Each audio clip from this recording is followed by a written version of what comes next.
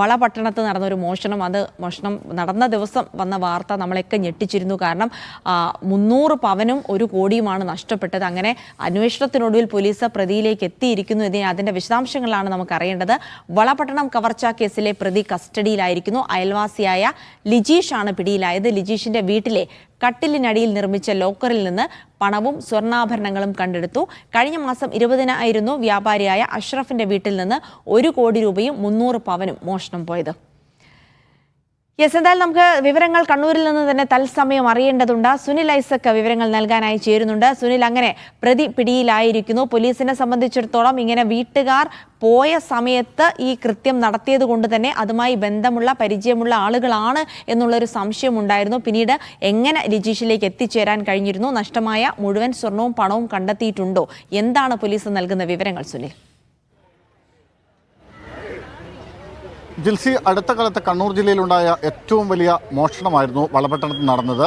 പരാതി അനുസരിച്ച് 1 കോടി രൂപയും 300 പവനും നഷ്ടമായി എന്നായിരുന്നു അരി വ്യാപാരിയായിട്ടുള്ള മന്നയിലെ അഷ്റഫിന്റെ പരാതി. എന്തായാലും ഇക്കഴിഞ്ഞ 20-ാം തീയതിയാണ് ഇത്തരത്തിൽ മോഷണം ഉണ്ടാവുന്നത്. 24-ാം തീയതി കുടുംബം തിരികെ എത്തുമ്പോഴാണ് മോഷണം വിവരം അവരറിയുന്നത്. എന്തായാലും അതിനുശേഷം പോലീസ് കേസെടുത്ത് അന്വേഷണം ആരംഭിച്ചു. 9 അംഗ പ്രത്യേക സംഘത്തെ നിയോഗിച്ചു.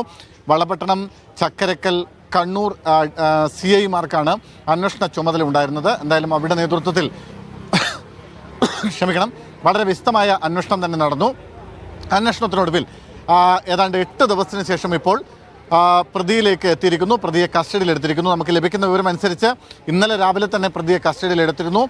ഇന്നലെ രാത്രിയോടുകൂടിയാണ് ഇയാൾ കുറ്റം സമ്മതിക്കുന്നത്. ഈ അഷ്റഫിൻ്റെ വീടിനോട് ചേർന്ന് വീടിൻ്റെ പിൻഭാഗത്തായി തൊട്ട് അയൽവാസിയായിട്ടുള്ള ലിജീഷ് എന്നയാളെയാണ് പോലീസ് കസ്റ്റഡിയിൽ എടുത്തിരിക്കുന്നത്.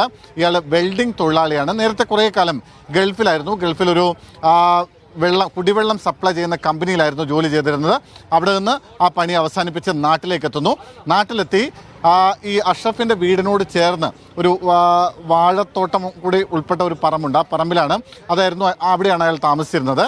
എന്തായാലും കൃത്യമായി ഇവരുടെ വീടുമായി വളരെ അടുത്ത ബന്ധമുള്ള ആൾ അഷ്റഫ് കൃത്യമായി ഇന്ന ദിവസം പോകും, ഇന്ന ദിവസം തിരികെ വരും തുടങ്ങിയ വിവരങ്ങളൊക്കെ അറിയാവുന്ന ആൾ, സ്വർണം എവിടെയാണ്, പണം എവിടെയാണ് എന്നതൊക്കെ സംബന്ധിച്ച് കൃത്യമായി അറിയാവുന്ന ആൾ, അങ്ങനെ ഒരാളാണ് ലിജീഷ്. എന്തായാലും വെൽഡിംഗ് തൊഴിലാളി കൂടിയായ ലിജീഷ് അവിടെ എത്തുന്നു. ഇവർ പോയതിൻ്റെ പിറ്റേ ദിവസം 19-ാം തീയതിയാണ് മധുരയ്ക്ക് അഷ്റഫ് വീട് പൂട്ടി പോകുന്നത്. 20-ാം തീയതി രാത്രി അവിടെ എത്തുന്നു.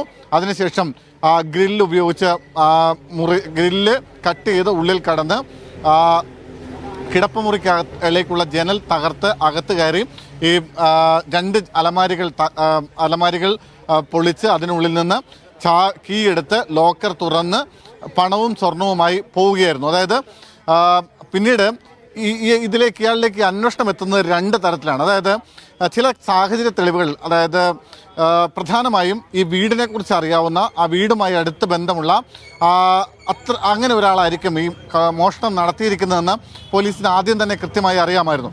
അതുകൊണ്ട് തന്നെ അങ്ങനെ ആളുകളെ, പരിസരവാസികളായിട്ടുള്ള ആളുകളെ, ബന്ധുക്കളായിട്ടുള്ള ആളുകളെ, കുടുംബവുമായി അടുത്ത് ബന്ധമുള്ള ആളുകളെ, അങ്ങനെയുള്ള ആളുകളെയൊക്കെ നിരീക്ഷിച്ചായിരുന്നു അന്വേഷണം മുന്നോട്ട് പോയിക്കൊണ്ടിരുന്നത്. അതിനിടയിലാണ് അവ്യക്തമായൊരു CCTV ദൃശ്യം ലഭിക്കുന്നത്.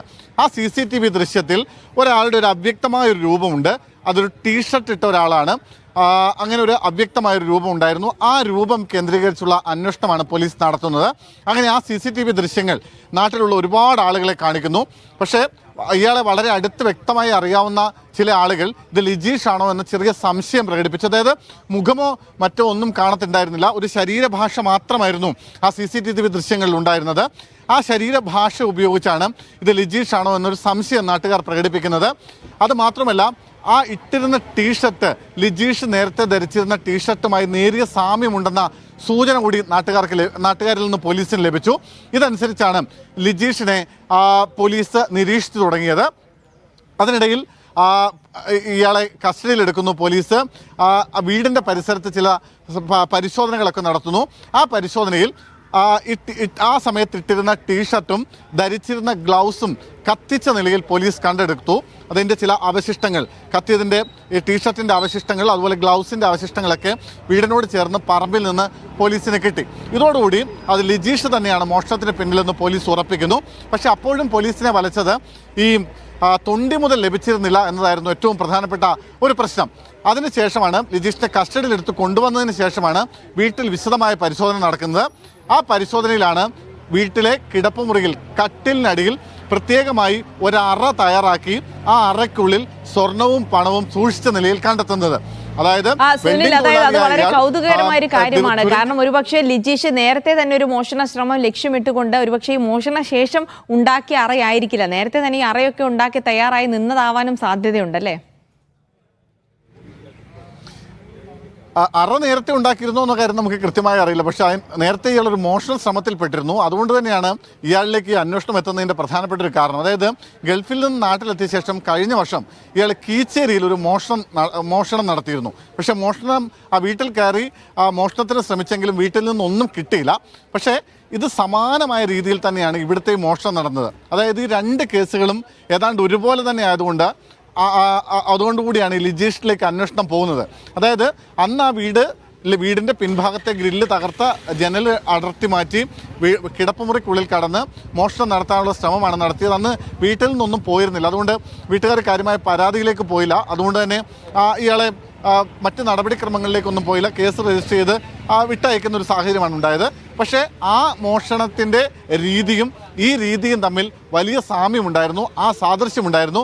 ആ സാദൃശ്യം കൂടിയാണ് പോലീസ് ലിജീഷിലേക്ക് എത്താനുള്ളൊരു കാരണമാവുന്നത്. അതായത് നേരത്തെ ഒരു മോഷണ ഹിസ്റ്ററി ഉണ്ട്, കേസ് ഹിസ്റ്ററി ഉണ്ട് ഇയാളുടെ പേരിൽ. ഒപ്പം അയൽവാസിയാണ്, വീട്ടുകാരെക്കുറിച്ച് കൃത്യമായ ധാരണയുണ്ട്. ഒപ്പം ഈ CCTV ദൃശ്യത്തിൽ കാണുന്ന രൂപസാദൃശ്യം ലിജീഷുമായി വളരെ സാദൃശ്യമുള്ളതാണ്. അങ്ങനെയൊക്കെയാണ് ഇയാളിലേക്ക് പോലീസ് എത്തുന്നത്.